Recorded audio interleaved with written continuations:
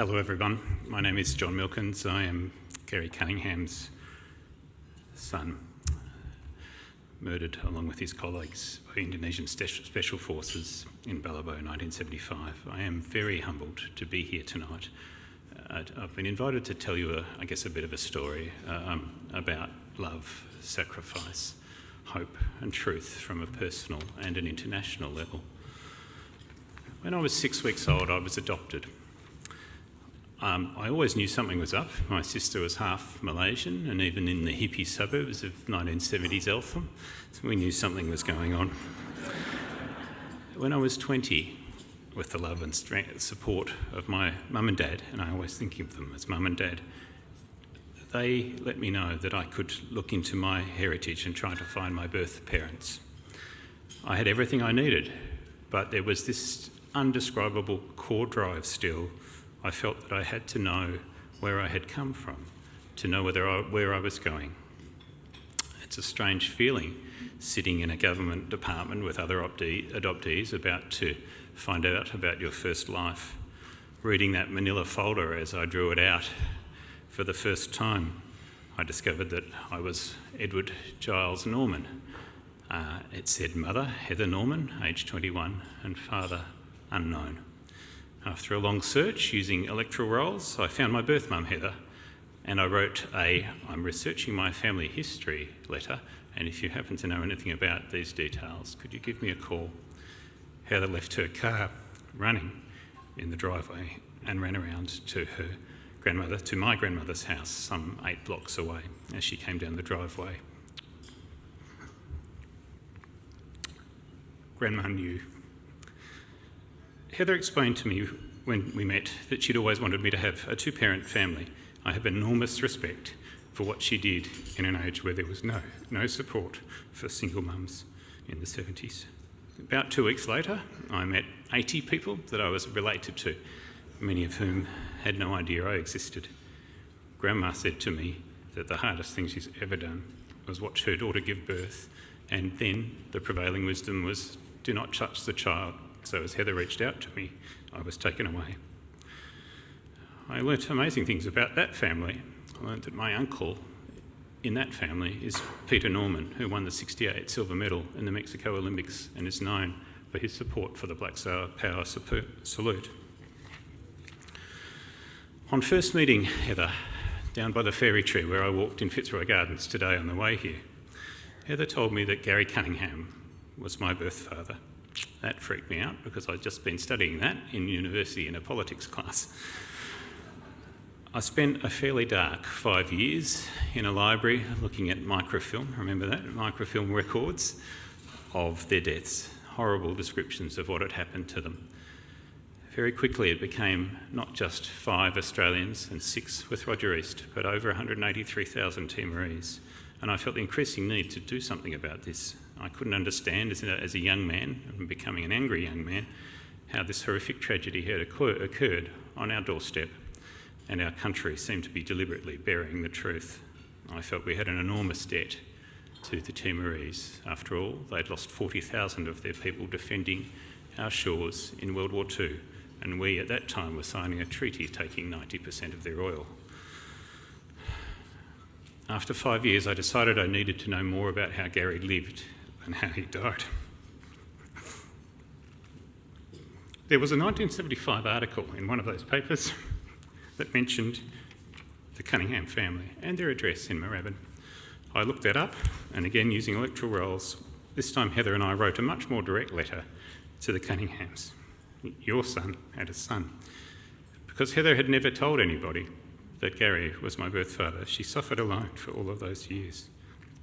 I found grandparents and an aunt and uncle who were with me tonight. Gary had no other children, that we know of, and neither did his sister or brother. Of all of the Balibo 5 young men, there are only 2 children, Evan Shackleton and myself. In 2002, the Brax Victorian Government set up the Balibo House Trust and invited family members to join.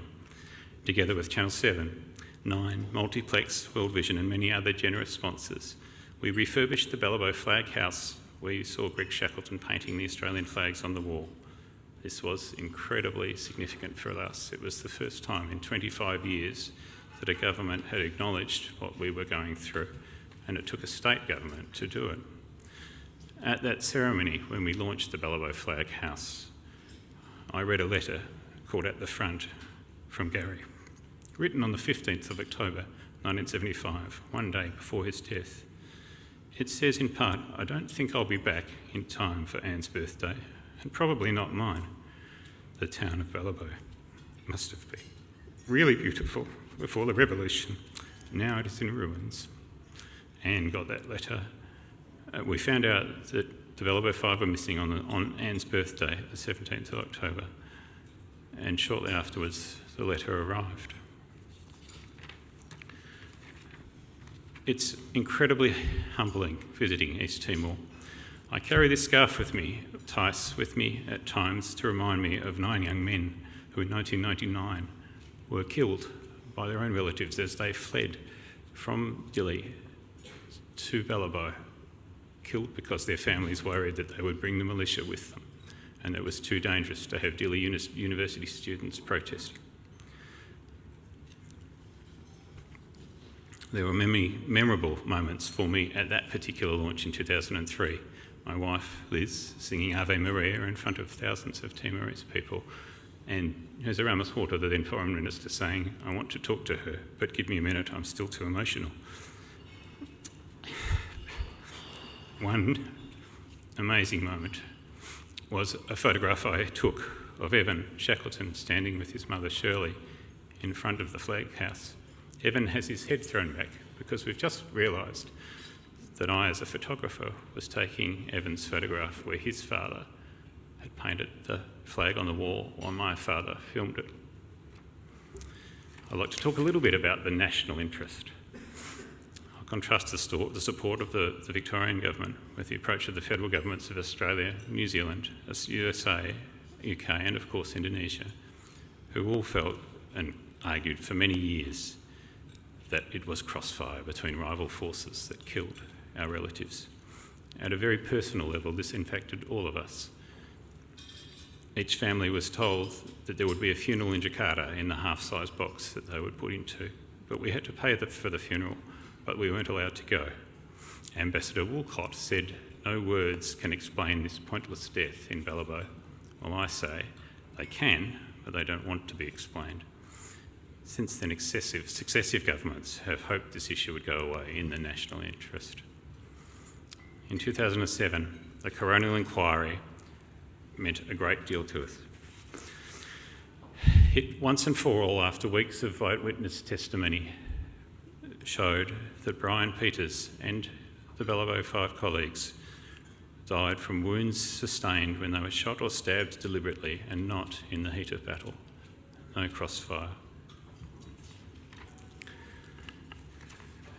That helped with and the coroner did something very brave. Outside of her mandate, she referred it as a possible war crime to the AFP and the Attorney General's Department. 5 years, $500,000, no contact with Indonesian officials, and the finding was that there were jurisdictional issues, and we don't think we can prove that the Indonesians were there. We've put one FOI request in, which has been refused. Stand by. I'd like to talk a little bit about the light, because that's the darkness. The looking back is hard. The positive things are going forward in police speak, I suppose. The opportunity to work with the community of Balibo with Balibo House Trust, and I'd like to acknowledge other members of other families who have done an enormous amount. The Stewarts are here tonight as well. At the Flag House with Balibo House Trust, we've worked to run sewing, cooking classes, run a woodwork shop, mechanics workshops and so on. In 2012, we found out that the community thought we owned a kinder there. We had a creche, and the creche had kicked the local police out of their cop shop because it got too big. We went and looked at the kinder. It had no roof, no toilets. The supplies were horrible. We fixed all of these things with the support of Rotary and Albert Park Kinder, and 450 children so far in their little green and gold uniforms with Balibo 5 Kinder have so far graduated. Our most ambitious project to date has been the Balibo Fort Hotel and the Cultural Heritage Museum. This restored a 300-year-old Portuguese fort above Balibo, and it's currently creating income, employment, training opportunities for the people of Balibo, and it's really starting to bring people to the west of East Timor.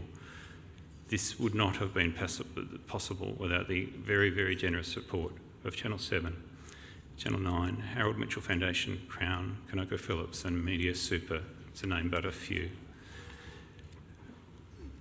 What we're intending to do with this is build on that. Many, many different microfinance options, many supplies that we can get in the local community. But our next project with Balibo House Trust is to bring dentists who can stay in comfort that they're used to and train and run dental clinicians while running a dental clinic to service about 15,000 people in the area. So tonight, I've spoken about my journey of discovery and the search for truth. Unlike on my journey of adoption and personal discovery to Australia's journey to maturity as a nation.